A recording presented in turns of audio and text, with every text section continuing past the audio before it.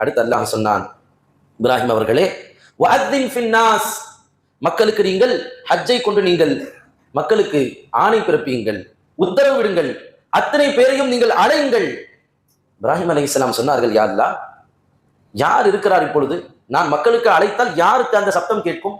யார் காதுல போய் உழுவுறது? யார் எனக்கு பதில் அளித்து யார் இந்த காபாவிற்கு வந்து ஹஜ் செய்யறது? கேட்டார்கள் இப்ராஹிம் அலைஹிஸ்ஸலாம்.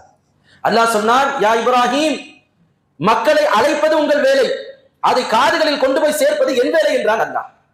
அவங்க கட்டி முடிச்சு மக்களை கூடும்போது அங்க எத்தனை பேர் இருந்தாங்க? யாருமே கிடையாது. இப்ராஹிம் அலைஹிஸ்ஸலாம், இஸ்மாயில் அலைஹிஸ்ஸலாம், அவர்களுடைய ஒரு சில குடும்பத்தினர்கள். அப்படியே அவர்கள் பைத்துல்லாவில் நின்று சப்தமாக கத்தி மக்களே அனைவரும் ஹஜ்ஜுக்கு வாருங்கள் என்று சொல்லி இருந்தாலும் அந்த நேரத்துல பக்கத்தில் இருந்த ஒரு சிலர் காதுகள்ல விழுந்திருக்கலாம். அதை தாண்டி அங்க இருக்கக்கூடிய அத்தனை பேர் காதுகளும் விட வாய்ப்பில்லை.